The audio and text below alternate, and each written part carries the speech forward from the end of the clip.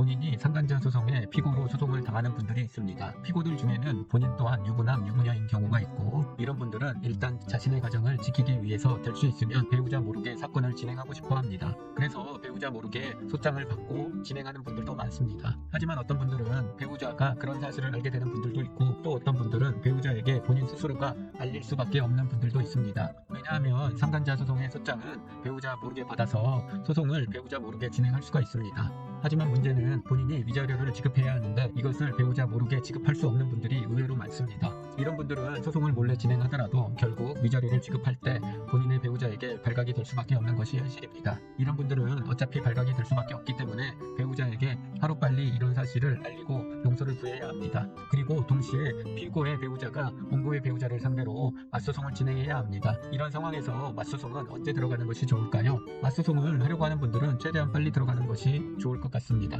물론 상간자 소송의 소멸시효는 외도 사실을 알게 된 날로부터 3년 이내에, 그리고 그런 사실이 발각된 이후 10년 이내까지는 할 수가 있습니다. 그래서 본인이 당한 상간자 소송이 끝났다고 하더라도 이 소멸시효에만 적용이 되지 않는다라고 하면 맞소송은 언제든지 할 수 있습니다. 그런데 만일 현재 본인이 상간자 소송을 당한 직후라고 하면, 그리고 배우자에게 알려야 하는 경우라고 하면 최대한 빨리 알리고 맞소송을 하는 것이 좋습니다. 그 이유는 일단 원고의 가정이 이혼을 하지 않는 경우 맞소송의 대부분은 서로가 이번 사건에 대해서 주고받지 않는 것으로 합의를 하고 서로를 취하는 경우가 대부분입니다. 즉 원고의 가정이 이혼을 하지 않는 경우에는 서로 위자료를 지급하지 않고 종결될 가능성이 높기 때문에 최대한 빨리 맞소송을 들어가야 합니다. 그렇게 빨리 들어가야지만 본인이 당한 소송과 맞소송이 비슷하게 진행이 되기 때문에 그렇습니다. 물론 원고가 서로 소취하는 것을 원하지 않는 경우도 있습니다. 그런 경우라고 하더라도 빨리 진행을 해서 본 사건과 비슷한 시기에 마무리를 해야 합니다. 본 사건이 다 끝나야지 피고의 가정도 본 사건에서 해방이 되지, 그렇지 않고 맞소송이 늦게 진행되면 진행할수록 그 소송이 종결될 때까지 피고의 가정 또한 이 사건에서 벗어나지 못하게 되고, 이런 것으로 말미암아 다투게 되는 일도 많은 것이 현실입니다. 물론 뒤늦게 피고의 배우자가 알게 되었다고 하면 늦게라도 반드시 맞소송을 통해서